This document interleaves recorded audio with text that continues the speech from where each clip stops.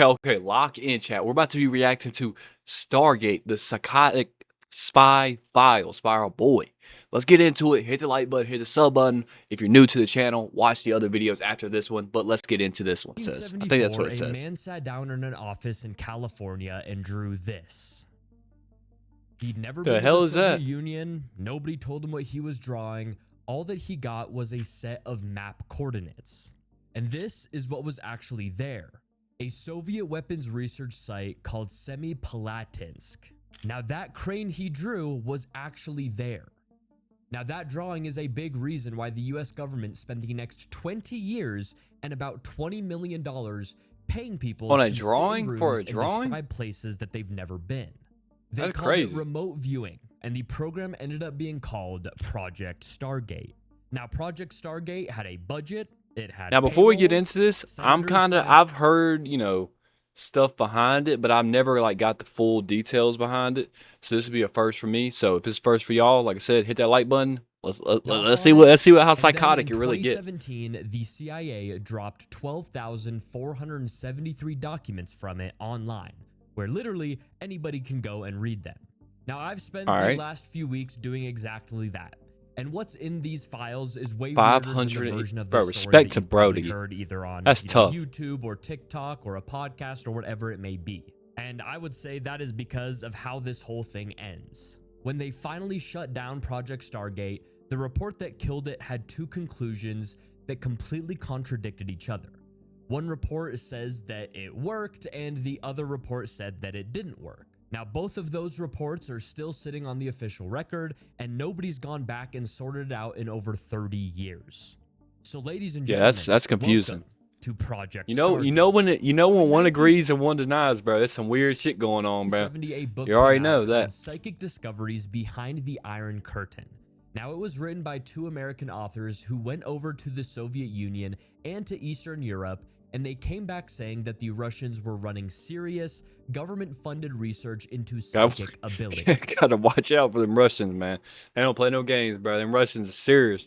Now, even though that was just a book, American intelligence was already sort of picking up similar signals between 1969 and 1971. Yeah. U.S. intelligence sources concluded that the Soviets were doing what they were calling psychotronic research.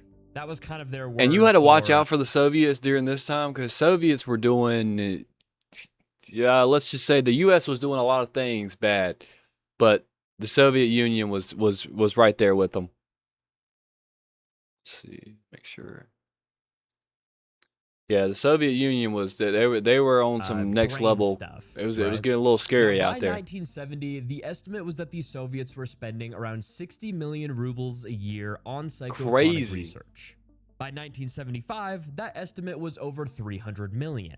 Now those numbers are estimates. Basically American intelligence was just guessing at a Soviet budget. Whether those numbers are anywhere close to accurate, we don't really know. And you gotta think, this is the stuff that they tell us. This is the stuff they tell us. So, what is the even crazier shit that you're not telling us? You know what I mean? I always wonder that. This, of course, the stuff they tell us is still crazy. But you gotta think the stuff they don't tell us at all. It never even, there's not even a chance of it coming out. But the point is that the people in Washington believed that the Soviets were dumping insane amounts of money into this psychotronic research. So the CIA then started funding its own program. Oh, so that fake name? The first program was called SCAN-8, which stood for Scan by Coordinate, and that kicked off around 1970. Now, to be very clear here, we could all assume that a program like this only happens if a bunch of people in the government actually believed in, psychic powers, which... psychic. I keep saying it wrong. My bad, dude. Oh, man. It's been a long day, chat. Leave me alone, bro. Leave me be. This program and all of this research got funded in the first place. Nobody in Washington, had to believe that remote viewing or psychic abilities was real. They only had to believe that the Soviets believed it, which, of course, are two different things. Yeah. Basically, the United States saw their biggest rival, the Soviet Union, spending a fortune on researching psychic abilities or whatever it may be. So it was either that the Soviets were wasting their money on this stuff or that they were seriously onto something. So, of course, the US of A had to dig in. Now, the guy who founded the research side of this was a So did they Hal Puthoff. they finesse? Did they finesse did they finesse? They say they're funding money into something, but they weren't funding money in that. It was actually something a lot darker. I feel like that's the thing. Because, like, psychic, like, stuff, like, I don't know, bro. Yeah, I don't know, bro. That's, like, tapping into, like, the dark magic. We watched a video on that. Dark magic, bro. Doing wasn't Psychic about building is dark magic. Psychic capability at all. It was just about figuring out whether somebody could use this against the United States. And the phrase that they used internally was threat assessment, which leads to something kind of funny. You know, a big chunk of the work involved trying to view American sites, like American facilities, American technology, American rocket tests. Because if they wanted to test, you know, whether this actually would work, they needed targets that they already knew the answers to. Let's take a peek at how the CIA looked in the 1970s.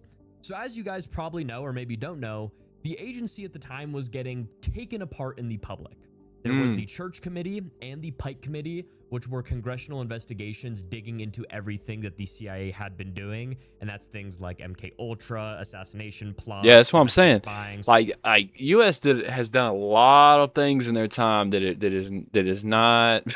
So on and you so know forth. What I'm saying? Now there was a man named Kenneth Kress, and he worked as a physicist. He worked for the CIA's Office of Technical Service, and he was the officer that was running the agency's side of this, you know, psychotronic research. In 1977, Bro's probably seen he the wrote an craziest internal of review shit for being the the CIA CIA's director. own classified in-house journal, which stayed a secret until 1996. Kress said that the agency did sponsor real research, but circumstances and personal biases and fear of ridicule stopped the CIA from ever finishing an actual scientific investigation of it. So according to the, you know, CIA's own guy, this program never really got a fair scientific, you know, test. And it wasn't because, you know, there wasn't enough evidence or the evidence was bad. It was because everybody involved was basically just terrified of looking like a complete moron or an idiot, which that will matter in a bit. So don't forget that part. So let's actually talk about the psychotronic research. So is he hinting that I was right, that they finessed them, bro? Are they hinting that they finessed and said it was for psychic, you know, research, but it was actually for something else? The remote viewing or the psychic abilities or whatever you want to call this thing. So remote viewing is not like looking into the future. It's a procedure. So you've got a viewer, which is the person who is actually doing the remote viewing. And then there is a monitor, which is a second person in the room whose basically whole job is to just keep the viewer focused on something without accidentally telling them anything. Now, the viewer gets a target, you know, whether that's map coordinates or a photo sealed in an envelope, sandwiched between, you know, two pieces of black cardboard so that the viewer couldn't see through it. Then the viewer would get asked to basically just describe the interior or say what's being built inside, either at the coordinates or, you know, the photo or whatever. Then the viewer will talk and he will draw stuff and he'll do whatever. And then all of that stuff gets written down. Now, at the time, there was a real government form that was attached to all of this. And it basically made them fill out a project number, a session number, the viewer number, and then what time you started the session, what time the session ended.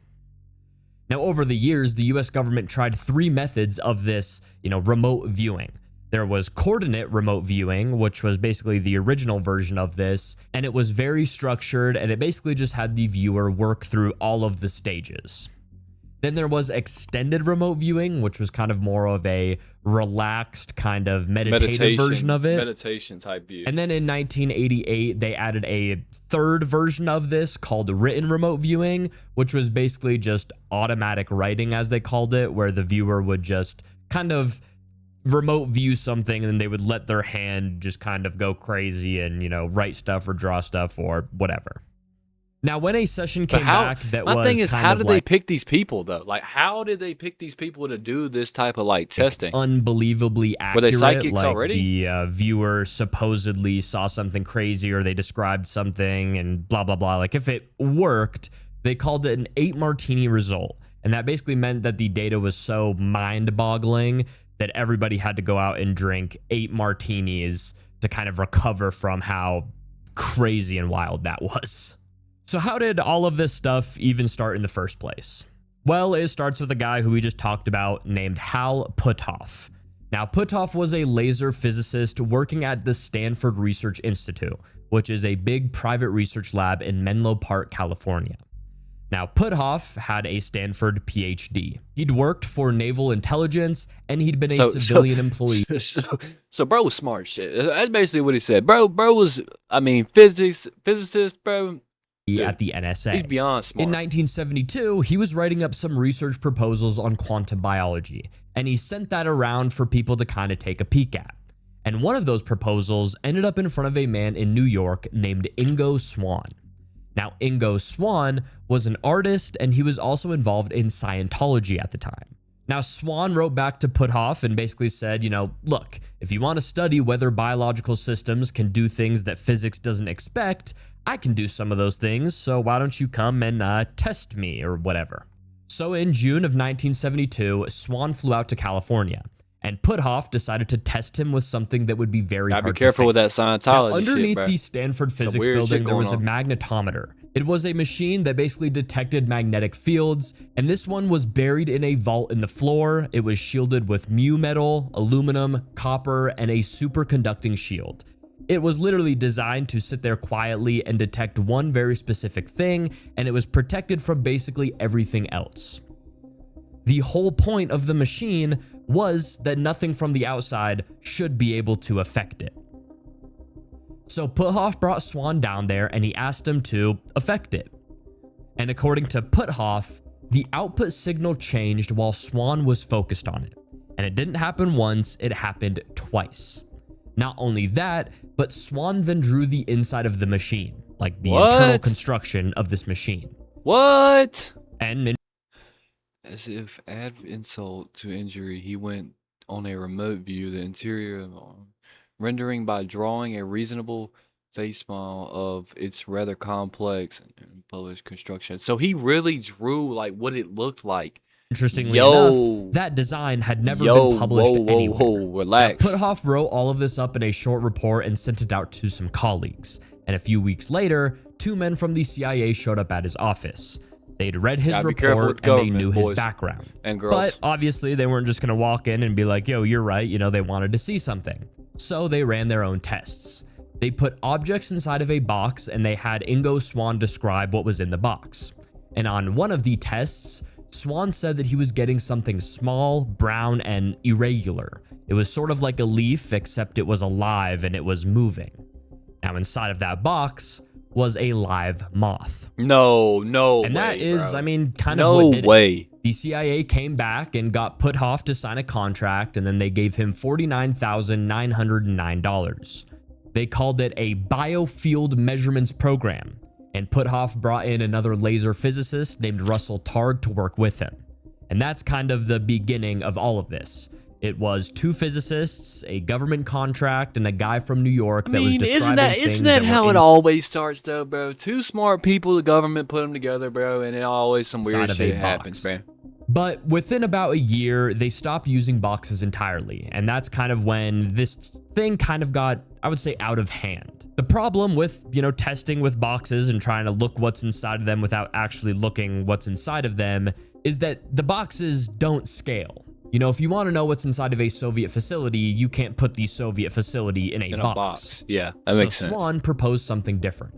Instead of hiding a target in the room, what if you just gave the viewer a set of geographic coordinates, numbers on a map, and basically have the viewer describe what's at the coordinates? They called it coordinate remote viewing. There ain't no way. I don't care. There ain't no way somebody's basically what he's saying is say like you're at home right now. Like I live in Virginia. So like say somewhere in California at the specific coordinates. What's there? Bro. Ain't no way in hell, one of the boy. early tests of this was actually Jupiter. So this was before the Pioneer 10 flyby, which was the first spacecraft to observe Jupiter. So obviously, nobody had close-up data of Jupiter yet. Swann did a session where he reported seeing a ring around Jupiter. Now, he was apparently worried that he'd made a mistake and he accidentally described Saturn instead. But Jupiter does have a ring. It was confirmed later. So it was almost like, Swann was kind of like the first person to realize that Jupiter had a ring around it. Has a dust ring. And he found that out because Jupiter he has a remote little viewed dust the ring planet. around it. Again, this is before there was no data on Jupiter. There was no, up close photos of it. You get me. But to be a little, skeptical here, rings around planets obviously weren't like this crazy new revelation in the 70s. I mean, Swan himself did bring up Saturn, and the claim was written up and published by the people that were running the experiment. So yeah, I'm not really saying that he was the first person to have this crazy Jupiter revelation. But then again, who knows for certain? It's definitely an interesting story. That's the problem with being like the first to something. There could be somebody that's seen that shit 100 years ago, buddy. They just didn't know who to tell. But now that you've seen it, you're the first to see it. Like, I don't think anybody's that's first to see it is really the first person to see it. If you know, let's talk about a guy named Pat Cowboy Price. Hat up here, buddy. Now, Pat Price was a former Burbank police officer. He was also, just like Ingo Swann, involved in Scientology at the time. And spoiler alert, so was Hal Puthoff. They all three were involved in Scientology. Here we go. Talking about that because I feel like when a lot of people talk about Project Stargate and the whole United States remote viewing thing, they kind of leave that detail we go. out. Scientology, it's pretty back interesting, and it's also a real thing to consider when we talk about like the so-called results of all of this. But basically, Price, Swan, and Puthoff were people who already knew each other. They shared some pretty, fairly interesting beliefs, yada yada. Now, with all of that out of the way, Price's very first sessions in the program were the most impressive results that the program ever produced. In 1973, a CIA analysis group gave the Stanford Research Institute a set of coordinates. Now, nobody at SRI knew what was there. The people running the experiment didn't really know what was there. And obviously, the viewer didn't know what was there either. Yeah. The only person who knew what was confirms there, my question. Are they asking like psychics to do this or just random ass people? I presume that what he's saying, they just asked psychics was the to see if they can sponsor do it or of this not. test. Now, Swan described the general layout of the site. He described the buildings and West the Virginia. grounds. And then Price did a session and he described the inside of this, facility or this site. He reported details about the interior of the facility, including code words, and the sponsor came back and confirmed a number of those details were correct. Now, the site was in West Virginia, and it's generally believed to be an NSA facility at Sugar Grove. Interestingly enough, we don't know what is going on at that site even today. Like, it's still classified. Military, probably government. So that's kind of like the single most impressive result in this entire program, and it's one that, nobody could independently check. We kind of only have the sponsor's word for it. Yeah. Then after that, Price did something that nobody asked him to do. He said that he'd go looking for the Soviet version of the same kind of site, and he came back with a description of a facility in the Ural Mountains. And according to the sponsor, that one checked out as well. Now, to be fair, now it's getting a little weird, bro. Now it's getting a little weird, boys. It's getting a little weird out here. Weren't like cherry picked out of, hundreds of sessions. These were literally the first 2 site viewings that the program ever did, and they were Price's first ever sessions. So basically, Swan and Price came in. They were both only given 2 a sessions, set of not coordinates. like many Swan of them. Described, just the layout of the facility or whatever through remote viewing. Like, apparently, both of these men had no clue what they were supposed to be looking at. And then Pat Price came in and he described the inside of the, site and the buildings and stuff like that, and also found like code names and stuff. Crazy. And again, these were the first 2 sessions of the whole entire program. Now that brings us to July of 1974. The CIA gave SRI a target. Now all they provided was a set of coordinates and one piece of context, that it was a research and development test facility. So Price did the session and he drew a building layout with a large multi-story gantry crane. That's the first one we see. Now the site was Semipalatinsk in what is now Kazakhstan. It was a Soviet nuclear test area, and that crane, like we talked about in the beginning, was real. The final report on this said that some of the details Price gave about the technology at the site lined up with what they knew from other intelligence sources. That's and that wild, several of bro. the large structural elements that were described correctly. It also said plainly that there was noise mixed in with the signal. Not everything that he said was right, but it was different from what they were getting out of control subjects. The result was strong enough that the project moved forward into further stages. It's getting a little spooky, let's stop real Chad. It's quick. getting a little spooky. If you remember Kenneth Kress, the one we just talked about, the CIA officer who basically wrote that honest internal review of the whole entire thing. Well, he was the guy that was running this account. He was there, and he wrote that most of the data that Price produced was either wrong or it was impossible to evaluate. But then he also called Price the best subject that they had. So both of those statements are in, the official document. So it's like, yeah, the data was wrong or impossible to evaluate, but then this guy was also, the best subject they had. Like, what? Now, his little structural problem here is that nobody ever took Price's descriptions and tested them against fake targets. No one ever handed a judge Price's semi-Palatins transcript along with descriptions of 5 other Soviet facilities and said, which one is this? Without that, it's kind of like, oh, he just described a crane and, oh, there was a crane there.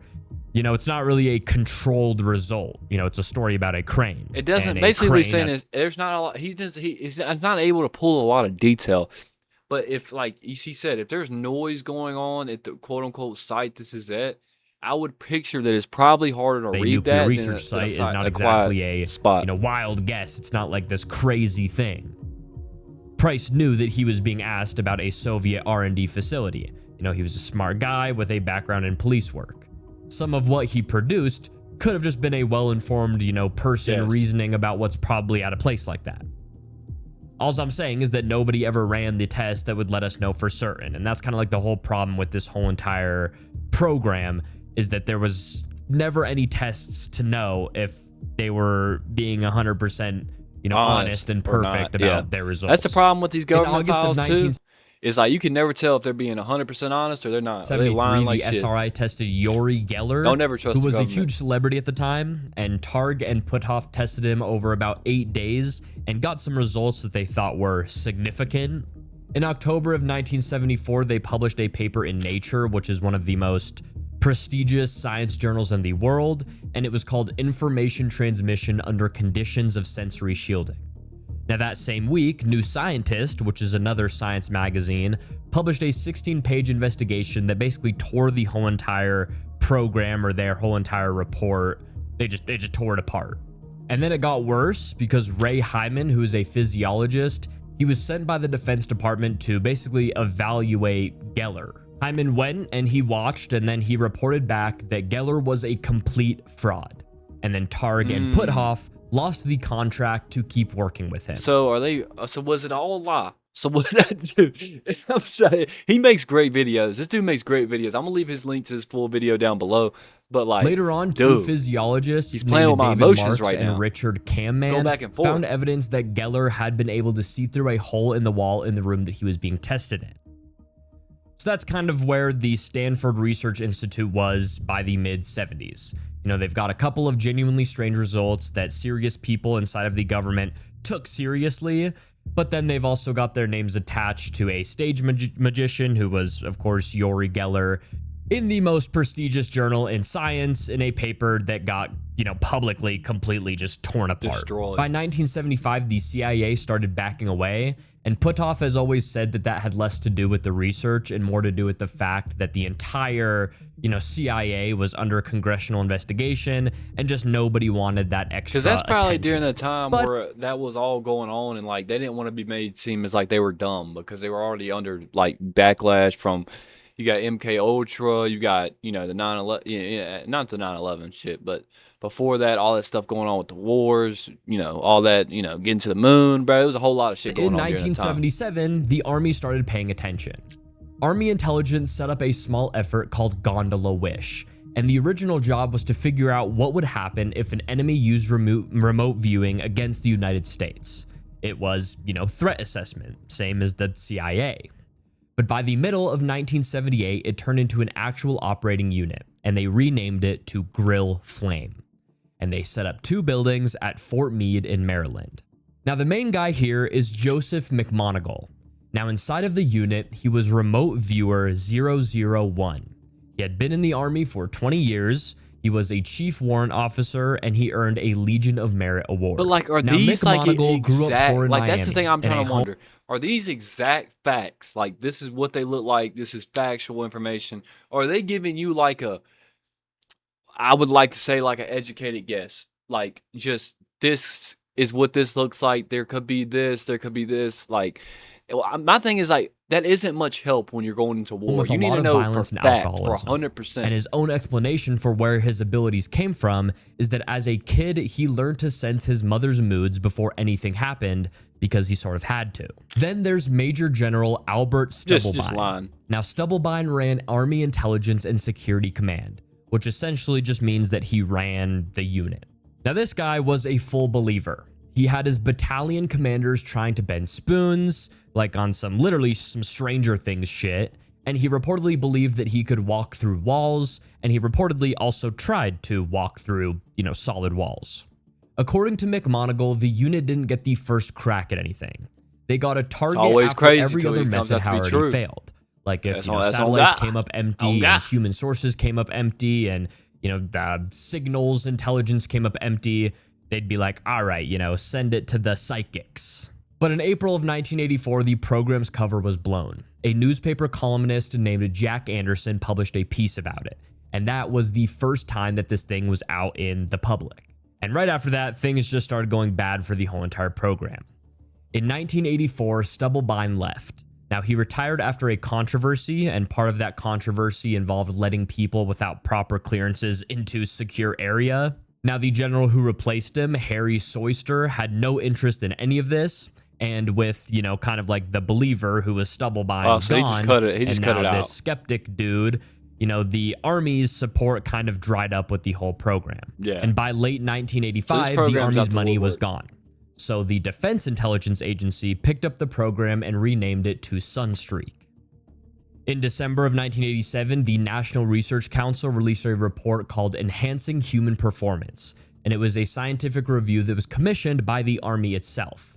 And one of those sections was on parapsychology. Now, that section was chaired by Ray Hyman, who is the same guy who evaluated Uri Geller.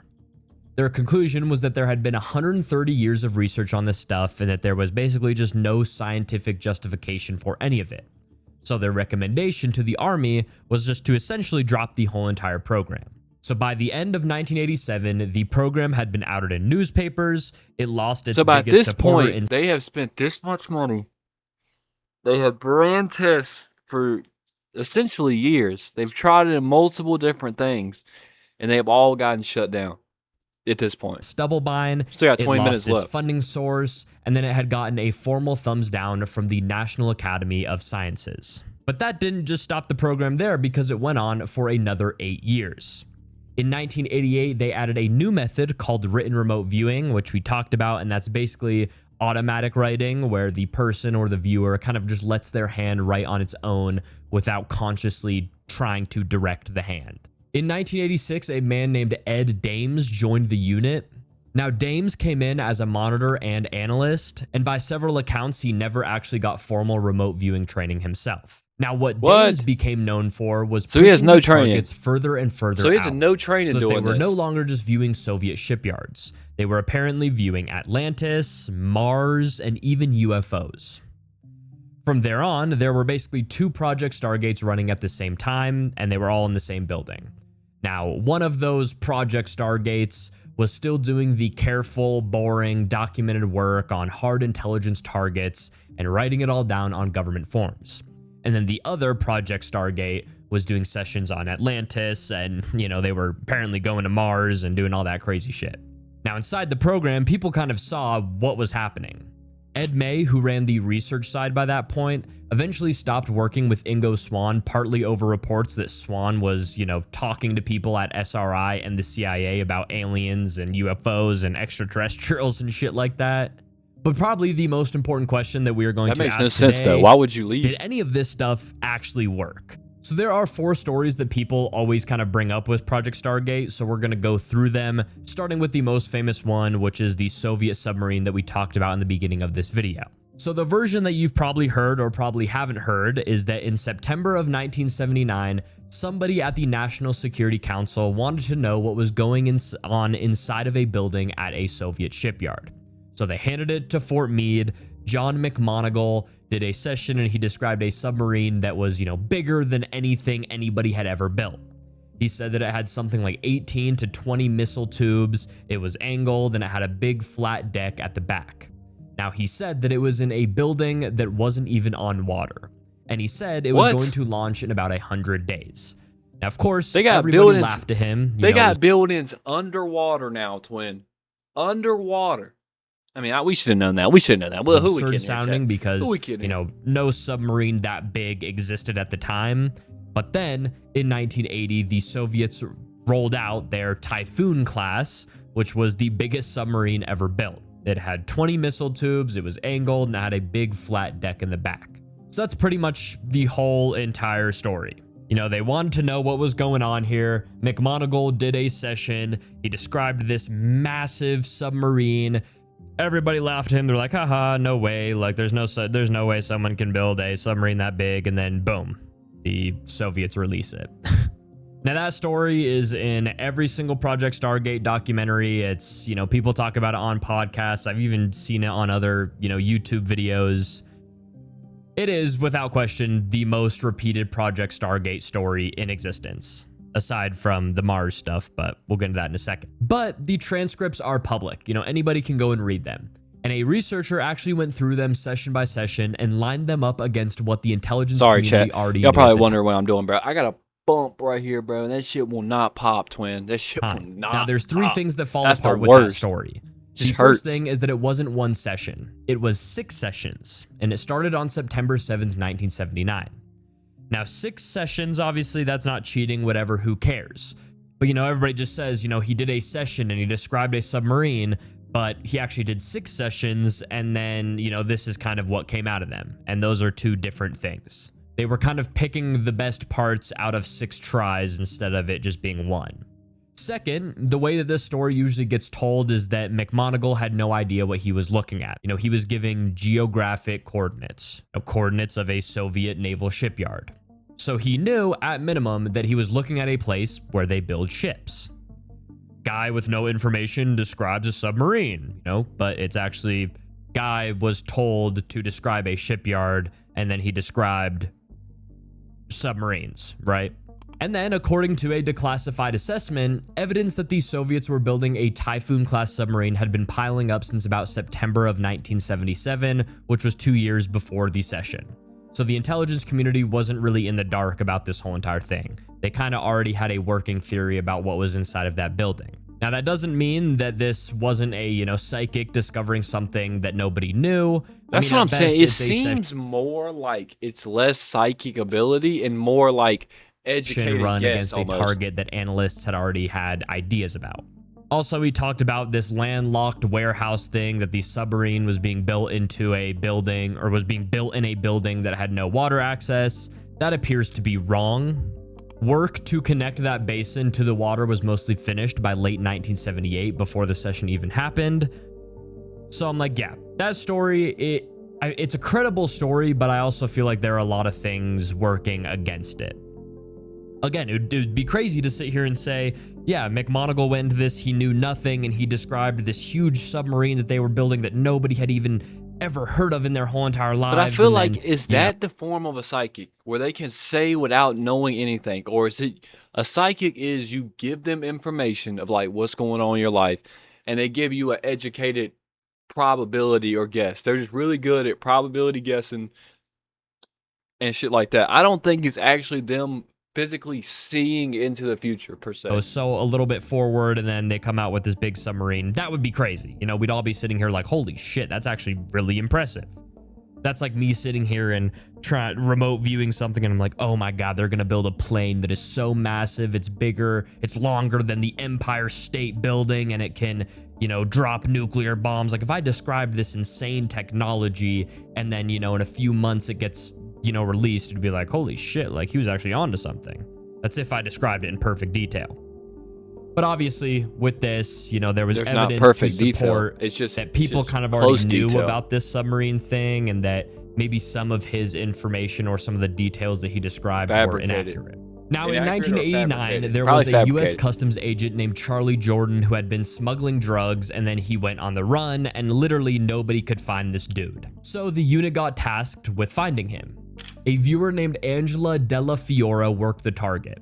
and Della Fiora used the written method, which was the automatic writing one, viewing something and then writing something down. She solved the case? Now, she came back with 2 pieces of information. She solved the case. The first was a place, which was Lowell, Wyoming. And then she also came back with an Indian burial ground. Now, right after that, Charlie Jordan got arrested in Wyoming. So a psychic, names a town, and then the fugitive gets caught in that town. That was kind of the official story that everybody was talking about. That shit's crazy. But then an investigator named Joe Nickel investigated. Now, funny enough, there's no such place as Lowell, Wyoming. There's a Lovell, Wyoming, but Lovell, Wyoming has no Native American burial site. Funny enough, Jordan was arrested at Pinedale. Pinedale does have a Native American burial site, but Pinedale is over 300 miles away from Lovell. So, yeah, but also, that's kind of like saying, ooh, I'm sensing that this person is in Philadelphia, and then they get found in Boston, and then me saying, well, I was almost right. Also, another part of that story that people don't really like to talk about. But it's still crazy they could be anywhere in the world, and she named Wyoming, and that's where he's at. That's where I feel like it's not that psychics are 100% right. I feel like they have good guessing, or if they are quote-unquote psychic, like I said, I think it's dark magic, but if they're quote-unquote psychic, then they can give you a good guess, good estimate, good spot to look at, but it ain't going to be 100% right. Police had already spotted Jordan's vehicle outside of Denver, and it was heading north. So they kind of already had a lead. Also, there's something worth knowing about how Della Fiora worked. Now, colleagues said that she was often accidentally coached, and the way that people phrased their questions to her ended up feeding her information without, nobody actually meaning to give her information, but the way that the questions were phrased, she got some information. She apparently got some information from just the questions themselves. So what actually happened was a session that produced a bunch of material, and most of that material was vague. And then after the arrest, people went back and kind of picked out the pieces that sort of matched. Yeah, that's what I'm saying. The wrong town name quietly got corrected to the right sounding one. The burial ground got attached to a different city entirely, and it became basically this clean story when it really wasn't. Now, but it's moving the same on to state, the though. Iran hostage crisis. Now, Fort Meade worked this target hard for literal months. And after the rescue mission failed at Desert One, President Carter was briefed on remote viewing in the Situation Room in May of 1980. But I can't find a single declassified document showing that anything from those sessions changed a decision, or moved a person, or drove an actual operation. Moving on, General James Dozier was kidnapped by the Red Brigades in Italy in 1981, and the unit worked that. Now, he was rescued after 42 days by Italian police with help from American electronic surveillance. Thank God. So Thank God they saved him. Psychics. Psychics didn't really help solve that case, but they tried. Yeah, this had nothing to do with Now, there's psychics. also a plane in Africa, which this story you'll probably hear a lot when looking into Project Stargate.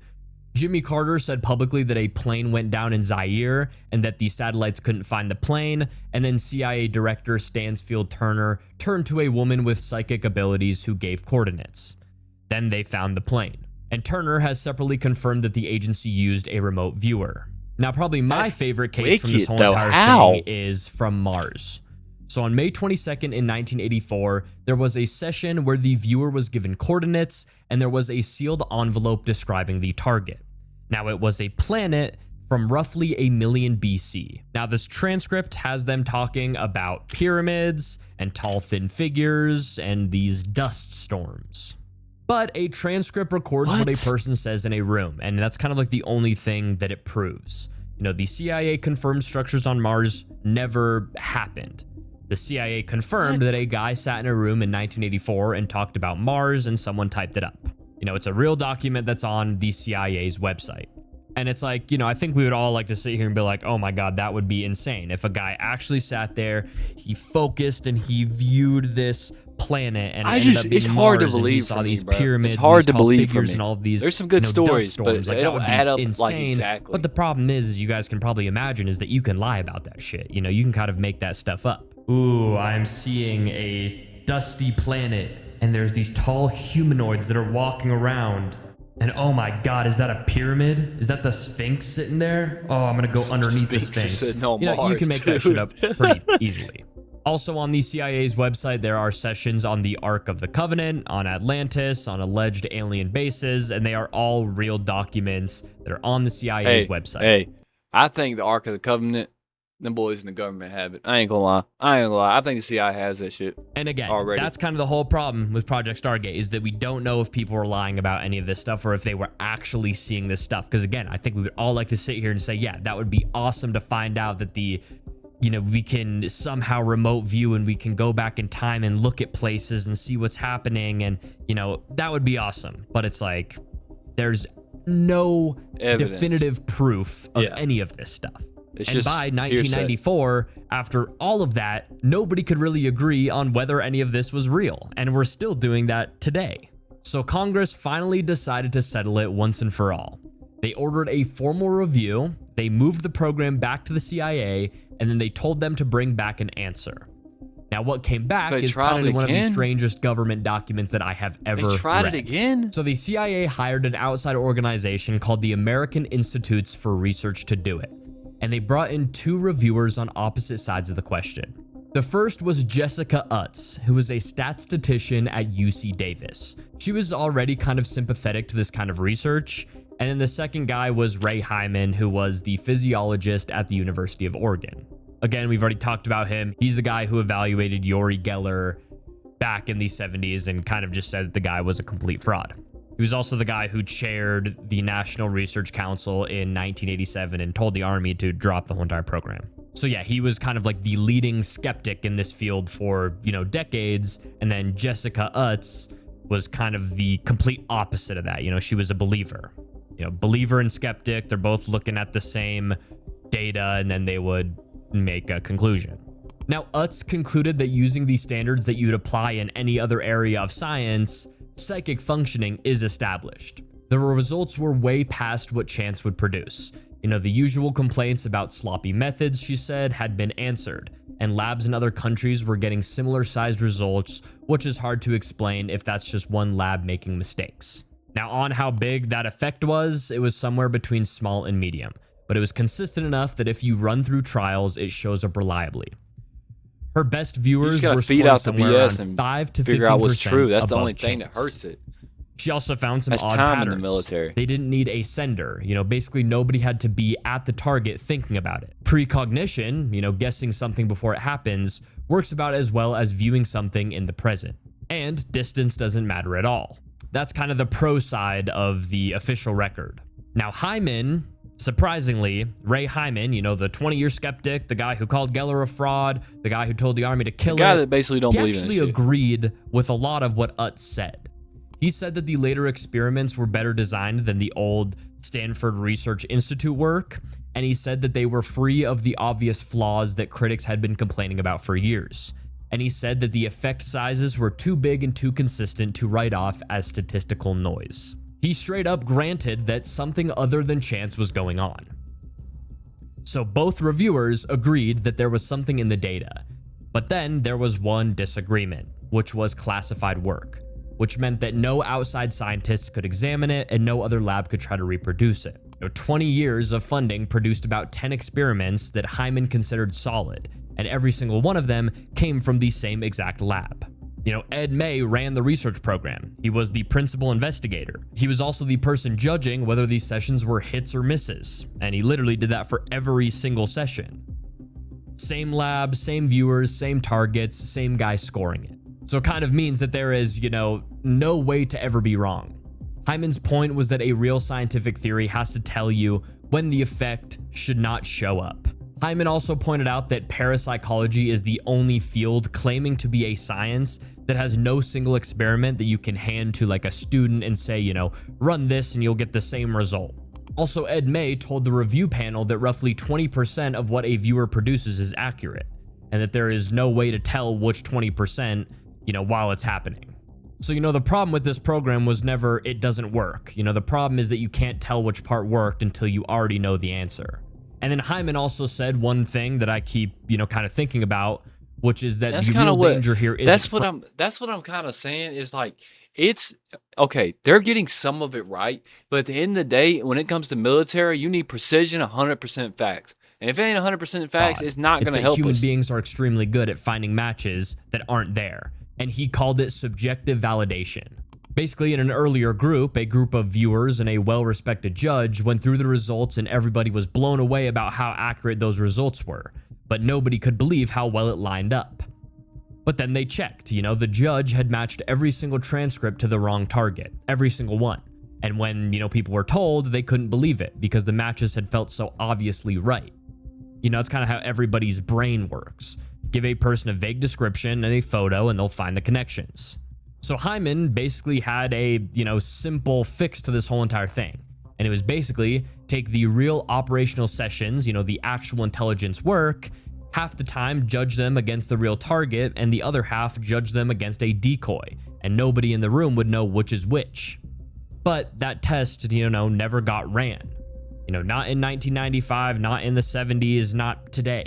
It's been over 30 years and no one has done that. They ain't touched it again. And then on September 29th, 1995, the American Institutes for Research delivered its verdict, and the verdict was basically that none of this really matters.